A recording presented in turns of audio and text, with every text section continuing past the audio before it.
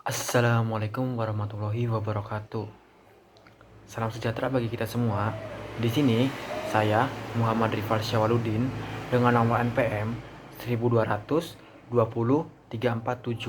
dari kelas konsentrasi OSDM.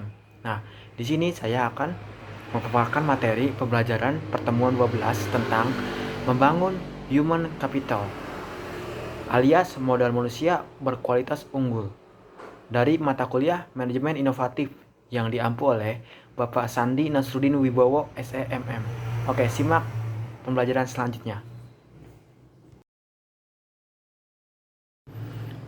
Baik, di pertemuan kali ini, pertemuan 12, yaitu tentang Human Capital Management.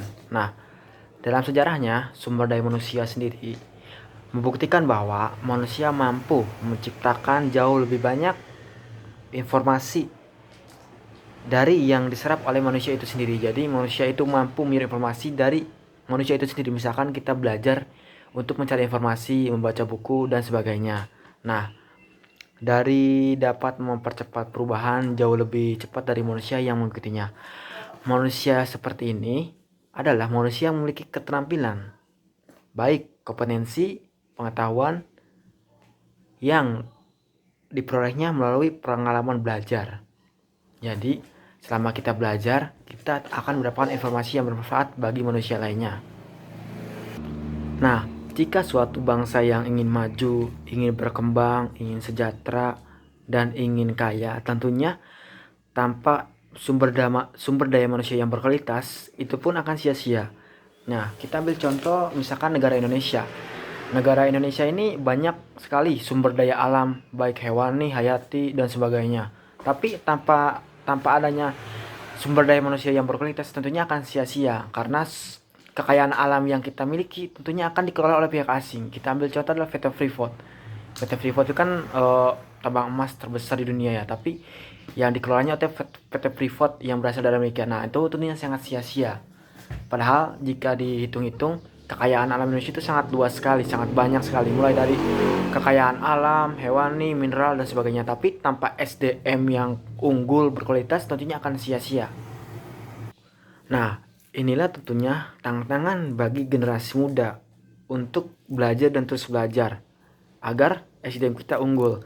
Nah, ini dari materi pertemuan 12 ini tentang human capital, ada investasi pendidikan untuk SDM unggul. Nah, pembangunan SDM human capital melalui investasi pendidikan ini sangat penting sekali bagi pemerintah maupun swasta agar masyarakat mempersiapkan masa depan agar lebih baik lagi, supaya SDM kita tetap unggul dan kekayaan alam baik hewani, hayati, mineral, dan sebagainya bisa dikelola dengan baik untuk kemajuan bangsa dan negara.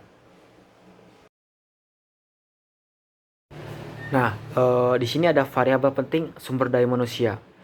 Variabel penting dalam sumber daya manusia adalah kemampuan sikap, nilai-nilai, kebutuhan-kebutuhan, dan karakteristik demografinya.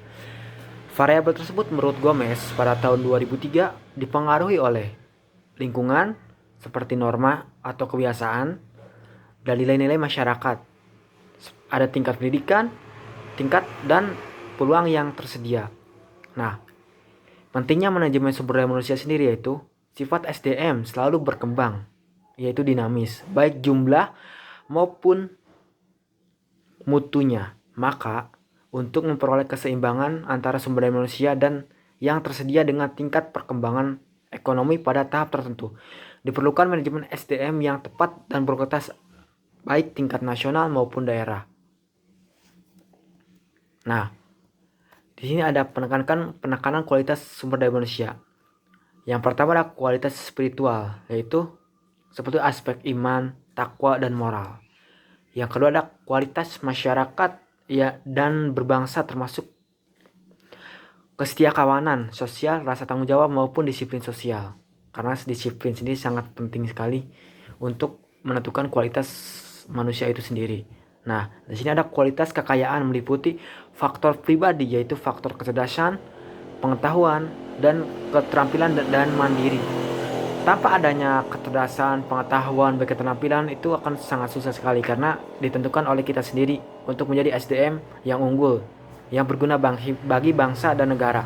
Nah, Yang selanjutnya ada faktor lingkungan, daerah, organisasi seperti situasi kerja dan kepemimpinan. Nah, lingkungan sendiri sangat penting sekali untuk mempunyai kualitas sumber daya manusia yang baik.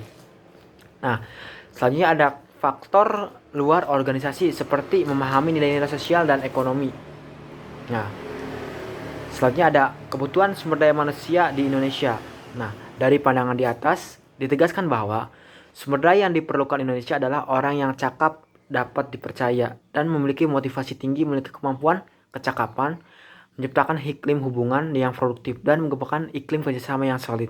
Jadi, yang dibutuhkan oleh Indonesia itu sumber daya yang tentunya yang orang cakap dan dapat dipercaya, dan mempunyai motivasi yang tinggi.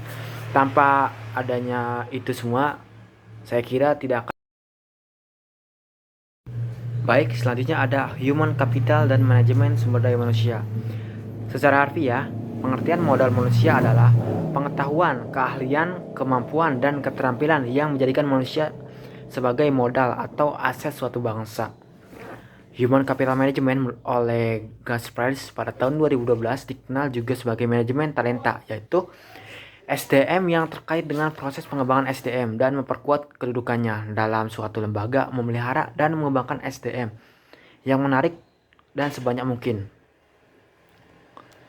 Nah, dalam menyampaikan SDM yang berkualitas, manajer dalam seluruh hierarki organisasi bertindak sebagai perencana, pengorganisasi, pengarah, pemotivasi, dan pengendali. Pada dasarnya, organisasi memiliki ketergantungan dengan SDM yang ada dalam organisasi untuk mengagalkan organisasi dan memenangkan persaingan untuk mencapai tujuan dan proses mekanisme manajemen yang benar.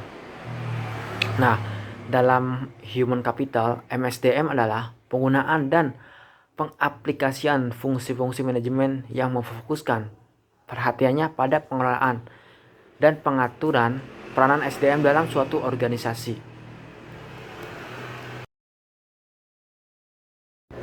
Nah, baik, di selanjutnya ada human capital dan investasi pembangunan SDM.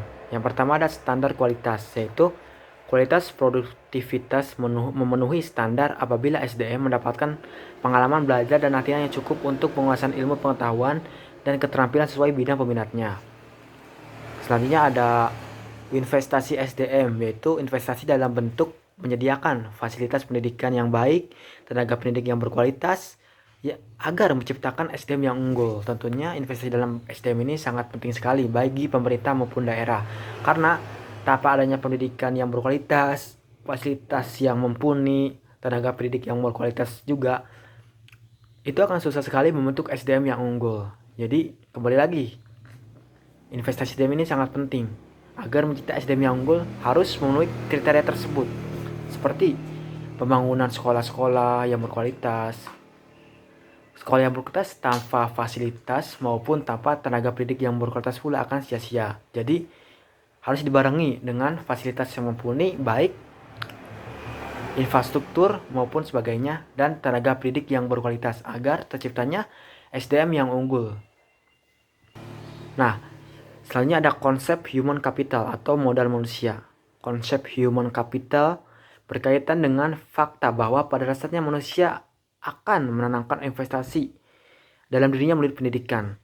Nah, pelatihan aktivitas yang lain akan meningkatkan pendapatan mereka di masa depan melalui peningkatan penghasilan seumur hidup. Jadi, kembali pada diri sendiri untuk mengenyam pendidikan dari kecil sampai dengan dewasa. Nah, di selanjutnya ada penempatan SDM.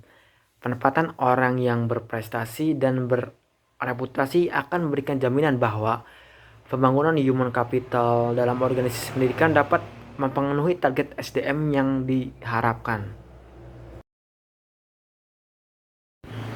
Nah, di selanjutnya ada gold generation atau generasi emas.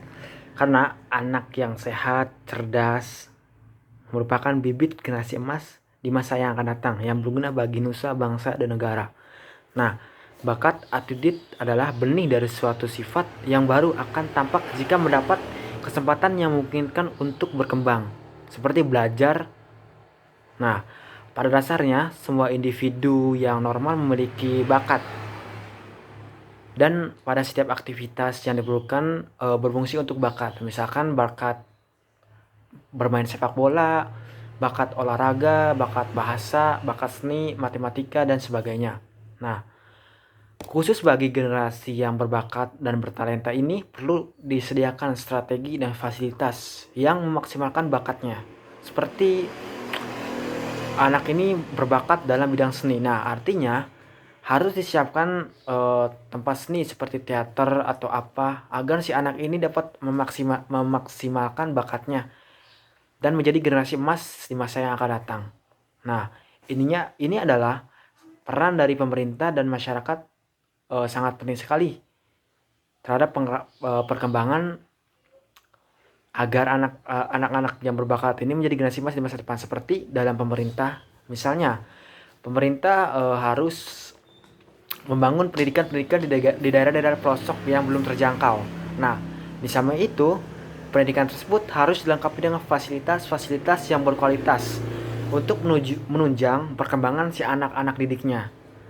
Tanpa adanya fasilitas penunjang yang lengkap, tentunya akan sangat sulit anak-anak untuk belajar dengan maksimal. Nah, di samping itu juga perlu guru-guru yang berkualitas agar mendidik dan mendampingi si anak untuk belajar dan terus belajar agar menjadi generasi yang berbakat untuk bangsa dan negara. Nah, di sini ada tentunya guna meningkatkan kualitas kesejahteraan tersebut perlu adanya peran dari pemerintah dan masyarakat untuk saling membantu agar tercipta generasi berbakat, generasi yang berguna di masa depan, dan SDM yang unggul. Nah, baik, di akhir video ini tentunya kita sebagai generasi penerus bangsa agar terus belajar dan terus belajar untuk mendapatkan SDM yang unggul yang berguna bagi bangsa dan negara, karena masa depan bangsa ini ada di tangan kita. Selebihnya saya pamit undur diri, kurang lebihnya mohon maaf. Wassalamualaikum warahmatullahi wabarakatuh.